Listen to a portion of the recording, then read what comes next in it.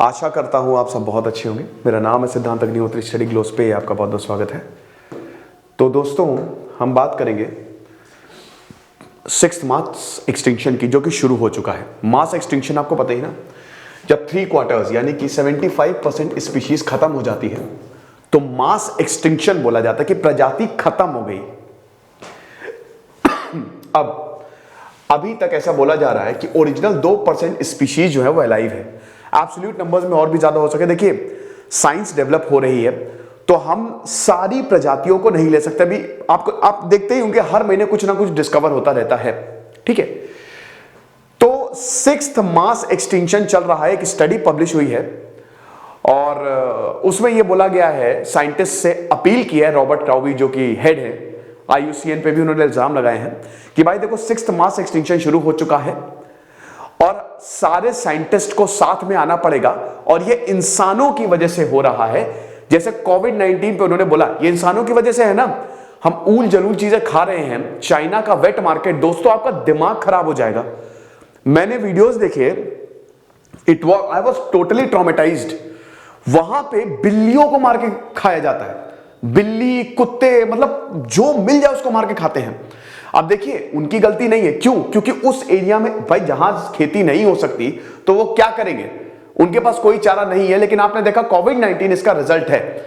देखिए, 13.5 अरब साल पहले बिग बैंग हुआ, 13.5 billion years ago big bang हुआ। 4.5 अरब साल पहले हमारी धरती बनी। लाइफ जो है वो 28 लाख साल पहले धरती पे आई, 2.8 मिलियन ईयर्स एगो, और 21 लाख साल पहले हम आए। इंसान आते हैं सबसे पहले, निएंडरथल्स, मतलब बहुत सारे, खैर हम तो वाइस मैन है, होमो सेपियंस, ठीक है। लेकिन मैं आपको यह बताना चाहता हूं कि देखिए, मास एक्सटिंक्शन जो है वो शुरू हो चुका है। हम आ गए थे, उस समय हम 10 लाख थे। शुरुआत में जब एग्रीकल्चर आया, आज से 10,000 साल पहले, 10,000 BC, neolithic revolution, paleolithic age, old stone age, then neolithic age, new stone age.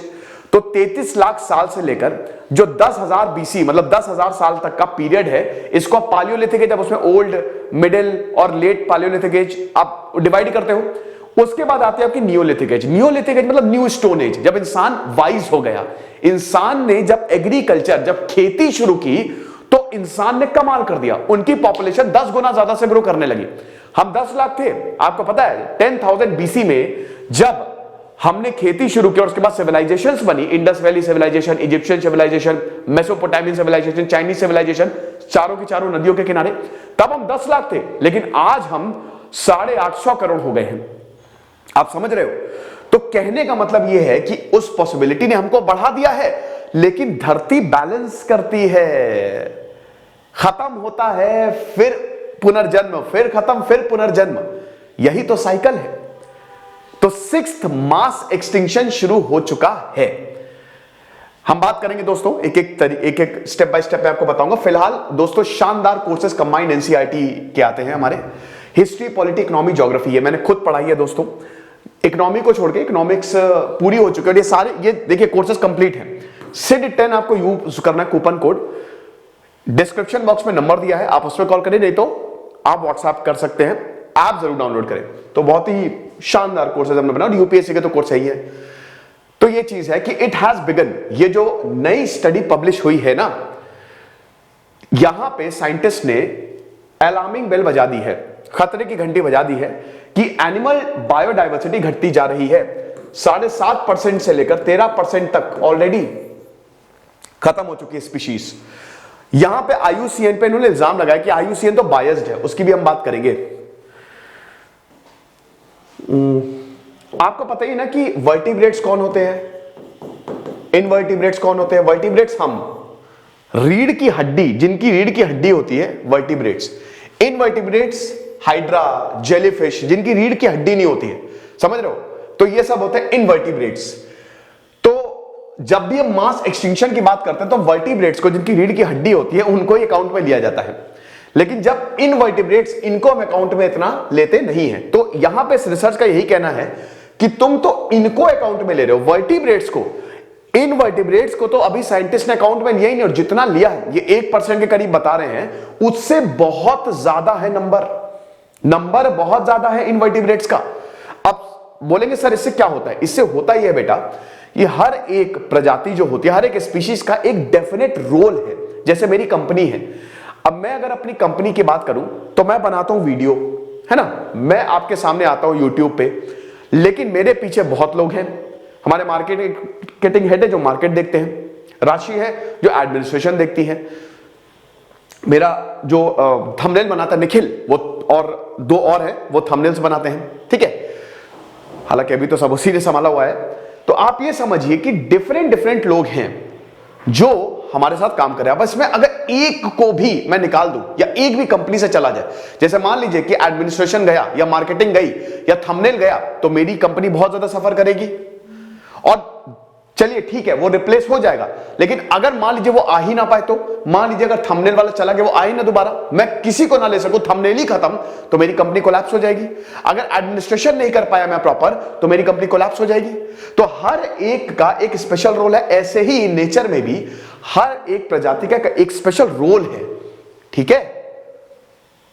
तो आप ये समझिए कि अगर एक भी प्रजाति गई, इकोसिस्टम गड़बड़ होगा, और ये चेन इफेक्ट होता है।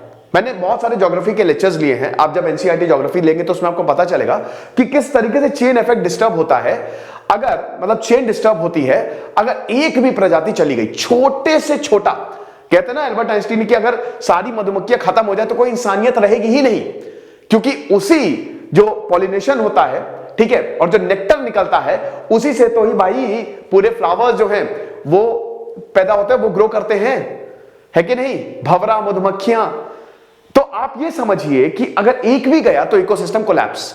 तो यहां पे इनवर्टिब्रेट्स जो है वो खत्म होते जा रहे हैं, और बहुत सारी IUCN, जैसे IUCN की रेड लिस्ट है, उसमें बहुत सारी स्पीशीज ऑलरेडी एंडेंजर्ड है और ये खात्मे की कगार पे हैं। वल्चर्स तो खत्म ही हो गए। अब जैसे वल्चर्स खत्म हुए, डेट्स को, ठीक है, जो वल्चर्स को स्कैवेंजर्स बोला जाता था ना, जैसे स्कैवेंजर्स ऑफ द इकोसिस्टम, और जैसे ये हैं लगड़बग्घे, इनको भी यही बोला जाता है। क्यों?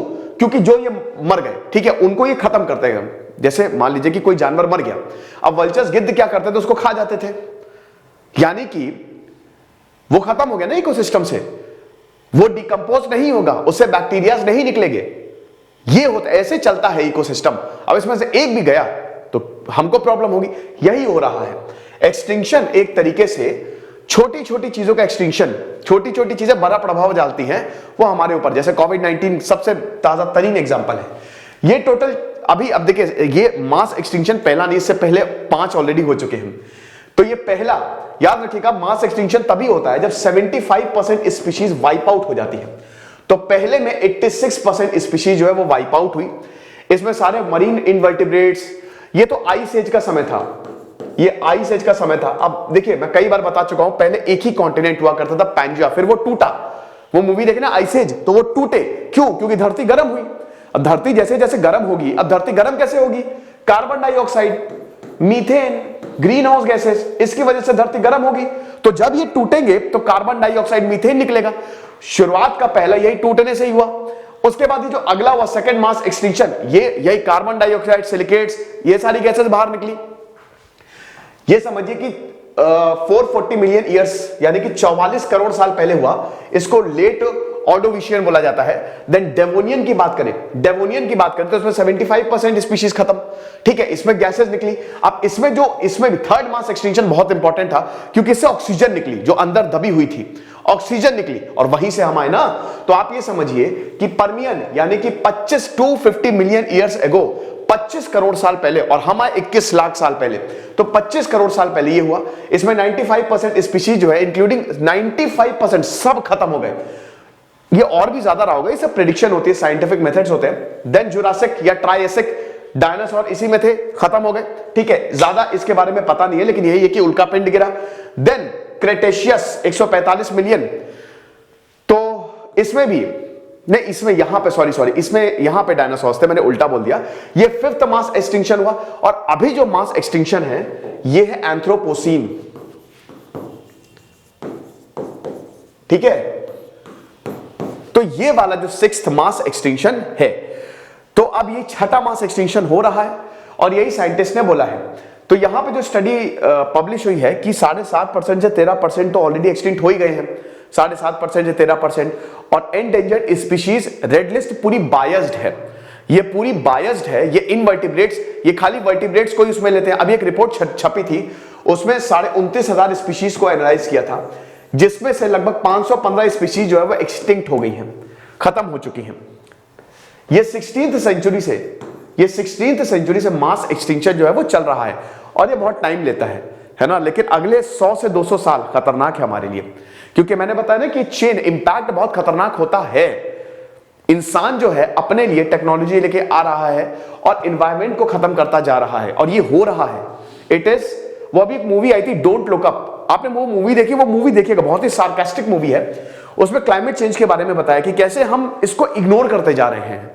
आज बहुत ठंड पड़ रही है, बारिश में हद से ज्यादा बारिश, वॉल्केनो कल फटा, ये सब क्यों हो रहा है? कभी सोचा है? हमको ही खामियाजा भुगतना है। तो यहीं पे साइंटिस्ट यहां पे जो बोल रहे हैं, इसमें सारे के सारे साइंटिस्ट को, लीडर्स को साथ में आना पड़ेगा, ताकि 6th मास एक्सटिंक्शन को कम किया जा सके। जो होगा वो तो होगा, मदर नेचर से हम पंगा नहीं ले सकते, लेकिन हम रिस्टोर तो कर सकते हैं, क्योंकि अभी हमारे पास उतना दिमाग है और उतनी टेक्नोलॉजी है। तो यही चीज है कि almost all birds and mammals but only minute fraction of invertebrates have been evaluated. तो वही बता रहे हैं कि इनवर्टिब्रेट्स को तो आपने इवैल्यूएट किया ही नहीं, मास एक्सटिंक्शन के आंकड़े एक्चुअली ज्यादा हैं जो आप प्रेडिक्ट कर रहे हो। IUCN के बायसनेस है कि आप वर्टिब्रेट्स पे ही ध्यान देते हो, लेकिन जब आप इनको देखोगे ना, तब आपको यह पता चलेगा कि सिचुएशन कितनी गंभीर है। तो 6th मास एक्सटिंक्शन जो है वो शुरू हो चुका है, और हमको साथ में आना है। हम क्या कर सकते हैं? हम अपनी जो हैबिट्स है उसको सही कर सकते हैं, लेकिन वही है कि अभी परेशान होने की जरूरत नहीं है, बहुत टाइम लेता है। लेकिन हाँ, जो दिक्कतें अभी आप देख रहे हो एनवायरमेंट में, वो तो है ही। ये लेक्चर था दोस्तों, खुश रहिए, पढ़ते रहिए। जैसे सिद्धांत अग्निहोत्री साइनिंग ऑफ।